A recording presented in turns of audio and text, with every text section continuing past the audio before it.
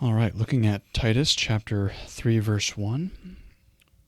Hupa mimneske autus archais exousiais hupa tasesthai peritharkein pros pan ergon agathon hetoimus enai.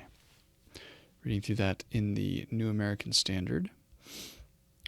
Remind them to be subject to rulers, to authorities, to be obedient, to be ready for every good deed. So we'll work through these one at a time. So the first here is the command to Titus from Paul. Remind is the command. You be reminding. And then here's the direct object, them. So remind them. This word for remind occurs multiple times throughout. Specifically, we see it in also in 2 Timothy. But the first would be to remember, but the sense referred to here is to remind or call to mind or call to attention. So to remind someone of something, quite simply. So remind them, and then remind them of what? Well, this is what follows. Remind who? Them. So double. This would be a double accusative. So we have the accusative here, and then we also have the complement of what's being reminded. So the content really of what you're reminding them of. Remind them. Here's the verb infinitive, to be subject to, or to subject oneself to.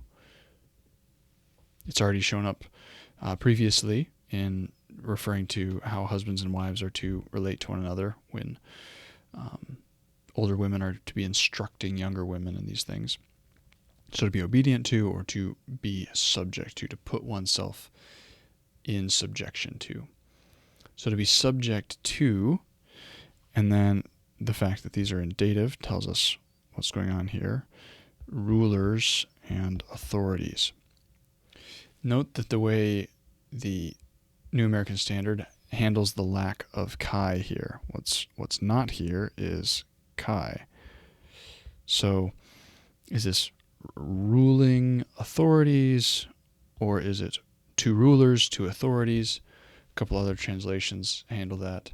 Be submissive to rulers and authorities is the way the ESV looks at that. So they're adding in the and the way the NASB translates it, Legacy translates it, is the same way the NASB does. To rulers, to authorities.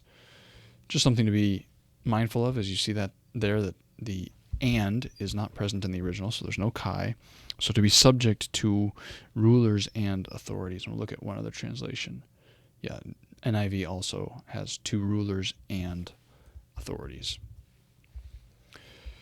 So remind them to be rulers, to be subject to rulers and authorities. And then, so that's the first thing that's being reminded. So number one. But then we also have this next verb, which is to be obedient. So we'll put a little 2 next to that one. So you're reminding them to be subject, to be obedient. And then there's one other infinitive verb here, and that's, I can count to 3. Enai here. So to be obedient, to be subject, to be obedient, and then note that there's not any objects or modifiers for this verb. And then the last verb, enai, to be what? To be hetoimus, to be ready. To be ready for what? That's where we have this prepositional phrase, pros, to be ready for, or towards, or unto, towards work. What kind of work? Pan. So pan ergon, every work. Well, what kind of every good work? Every kind of good work. So to be ready for every good work. And that is the 3 things that Paul instructs Titus to be reminding them of, to be ready for these things, to be submitting to authorities, to be obedient in their posture towards those in authority, and to have a posture that's ready for every good work, which should remind us of the fact that this good work language showed up previously in verse 14 when Christ redeemed a people who were zealous for every good work. And here it's kalon, ergon, whereas here it's agathon, but a similar idea of good, pure, useful work. So that is what Titus is reminding those on Crete of, and that is Titus chapter 3, verse 1.